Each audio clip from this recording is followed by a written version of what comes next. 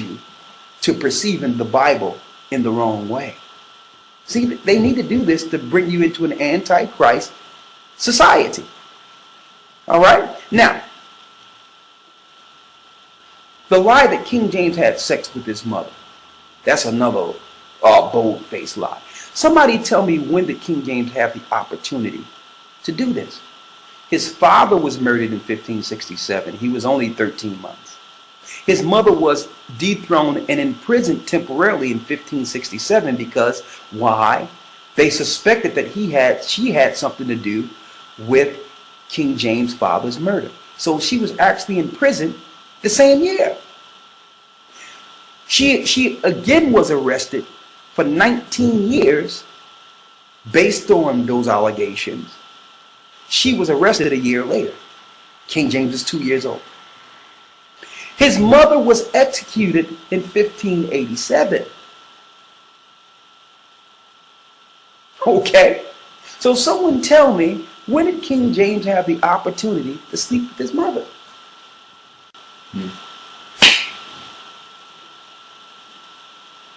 Don't ever accept the rumors and lies, because they have always lied on us. What do you think they do on the news? All day long. All day long. And when we're innocent of a crime, they'll pull out something that happened. Well, he was arrested when he was 15 over some, there was some alleged drug peddling or some alleged assault. They still try to smear us backwards so that there's no level of respect towards us. Even if we're innocent, they'll always bring up something that happened 15, 20 years ago to try to smear us. Well, he do have a record of, or she had a record of against police and was incarcerated 30 years ago. This is how they portray us. While they portray themselves in great nobility, the Queen of England with a crown and the Prince, cause are thieves. Now, here's another rumor they have out there. Well, King James tampered with the Bible. The Bible was tampered with. Listen, you need not tamper with a book if the minds of the people are tampered with. I would rather research the book and find it to be true than to just go with some excuse of it been tampered with when there haven't been any research to say that, to prove that the Bible was tampered with. Now, of course, a few words were translated because translated wrongfully, like the word Easter shouldn't be in the Bible. But should I throw out the whole Bible because one word have been translated a certain type of way under not under King James, but under the cause all powers, the Roman Catholic Church, so that they can bring in paganism? No, I'll just go into the concordance and see what the word was before it was translated, but still uphold the record, because the overall message of the Bible is powerful and it's liberating to our people. So I'm not going to throw out the whole Bible because of a few words. But they would like you to. So they claim that King James tampered with the Bible. Well, that's another allegation in line. All right? King James was not responsible for touching the Bible. Matter of fact, he had no hand in the Bible when it comes to him personally doing anything. All right? The reason King James authorized the translation is Bible prophecy in itself. Let's go to Isaiah the 28th chapter. Isaiah chapter 28, verse 11. Read. For with stammering lips and another tongue will he speak to this people. Read it again. For with stammering lips and another tongue will he speak to this people. For with stammering lips and another tongue will he speak to this people. Telling us that the Most High will speak to his people. What? With a stammering lip and a new tongue. So the Bible is telling us that our people would need another language to communicate with the Most High. That the Hebrew language would be lost. So the Most High would speak to us in the future in a stammering lip in a new tongue. And that's why King James Version was translated out of the original tongues. Because the Most High needed to speak to his people in the last days. His people went into captivity, learned another language, a new tongue. So the Most High would put his spirit on this king, one of the last kings, the last black king of Judah, to translate, to get translators in one room to fulfill this prophecy, so that when the Most High began to awaken his people, they would have a record of what happened to their forefathers. See? Starting to make sense? So there's many of our people who are just right out ignorant, that repeat the banner, the banter that King James was a homosexual, slept with his mother. You're just outright ignorant of history. And you want to believe that. Why? Because you've been brainwashed. Okay? The Bible is not a white man's book. The people of the Bible are black. If the Bible was a white man's book, wouldn't they have put themselves up in the Bible to be white people? Wouldn't it say in Revelation, the first chapter, that they were white? Wouldn't it say that, they would have taken out the point that Moses was black? They would have took out the point that Moses' sister Miriam was black. It tells us all in the scriptures that these people are black people, people of color. Let's go to Deuteronomy 28 and 49, so that we can get an understanding of why King James had to authorize the translation of the Bible. It says, the Lord shall bring a nation against thee from far. It says the Lord will bring a nation against thee from far. From the end of the earth. From the end of the earth. As swift as the eagle flieth. As swift as the eagle flieth. So what people overtook our people? The eagle represents Rome. Edom. Now who's the eagle? Hold that and get the book of Obadiah, the first chapter and the first verse. So the Edomites would come against our people and eventually would teach us a new language, right? You got it. Let's go to Obadiah 1 and 1. Let's see who the eagle is. Obadiah verse 1. The vision of Obadiah, thus saith the Lord power. Go ahead. Concerning Edom. Concerning Edom, when we know Edom was the twin brother of Jacob, who lost his birthright, who sold his birthright and lost his blessing, who have the hierarchy of Edom have become the arch enemy of the children of Israel. So of course they would lie on our great kings. Let's read what this vision. Verse 4. Though thou exalt thyself as the eagle. Though thou exalt thyself as the eagle. And set thy nest. And though thou set thy nest among the stars. Thence will I bring thee down, saith the Most High. So they would eventually use their technology to go into space. That's Edom. That's Rome.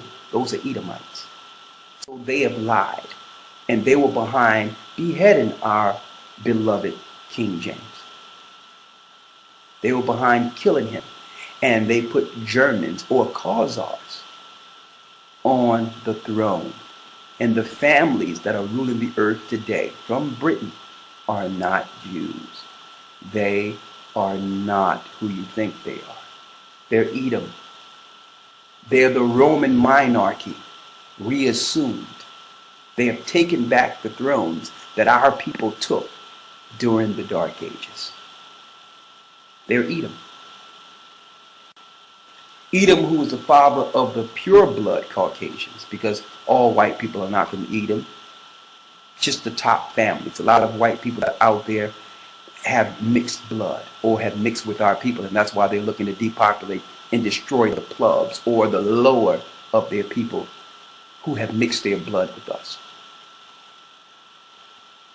It was out of Edom that both the Grecians and the Romans descended. Two nations whose national emblem is the eagle. Now listen to this clearly. They were responsible for enslaving our people. And who is that? Judah. So, a nation whose tongue thou shalt not understand. When our people was taken from the shores of Africa with the exception of a few learned men. Had long forgotten our forefathers, we've forgotten our original tongue, which was Hebrew. It was under our captivity in America and other areas, like the some parts of Britain they had slaves, and in the West Indian Islands, Haiti. We forgot our language and began to pick up a new language. Now, we were totally separated from our Hebrew tongue. King James, this black man right here, understood who he was and who his people were. He also knew who the enemies of his people were. Predominantly the Roman Catholic Church had a problem, and under secret societies would look to destroy us in the future. So he had to put some scholars together to protect us, to give us some beacon of light in the future when the Most High would begin to awaken our people. Now, so he also knew the enemies that were against him would eventually engage us. He had our original sacred texts, which were protected under him at this time, translated into the language that will be given to us by our oppressors. That was an act of the Most High. The fact can and will be proven today that King James' epistle, the dedication he had within his record, which is contained in the front of the Bible, it tells us his purpose, and we're going to read that today. That King James actually put in the book, the beginning of the book, his purpose for bringing all the scholars together to translate the greatest record on earth. See? So why he didn't pen or touch the Bible itself from Genesis to Revelations, he actually wrote and penned himself. The reason he got all these authorities and translators together. He tell us why. And see, because of this, the Vatican said, well, we can no longer uphold the King James Version. We must now switch it off and give people the NIV. Because the NIV and the New Bibles took King James' monologue out of the book, of his purpose for translating the book. And you would never guess who's the publishers of the new NIV. The same publishers of the Luciferian Bible and the Satanic Bible. Yes, same publishers. Now, getting back on course here. Before we bring forth this information, we would first like to prove to you all, you brothers and sisters that are viewing this, that King James had nothing to do with any mistranslation of the Bible over time. This information can be found in the Zondervan Bible Dictionary. And when you go to this definition for Bible, you will also see that the definition is broken down into subdivisions. One of the subdivisions is King James Version. When you read this definition, it explains the following. Read that out of the Zondervan. It says, in the course of time. In the course of time. Slight alterations were made. Slight alterations were made. Especially in spelling to conform to changing usage. But these were all done by piecemeal or done piecemeal by private enterprise. By private enterprise. So that's telling us that the Zondervan Dictionary admits that there have been slight changes to the Bible, not by King James, not by those he authorized to translate the book. All right? But instead by private enterprise. Now, who in control of private enterprise in publishing today? Pagans, the Jewish Khazars, these atheists, these people who are behind publishing all literature. So, of course, they would switch certain things to actually promote their paganism within our record. So the onus is on us to throw out the things they changed for enterprise. Now, a private enterprise is basically defined as a business or system controlled, usually publishers, who profit from the literature. So instead of government or agencies we know that the biggest culprits that's behind private enterprise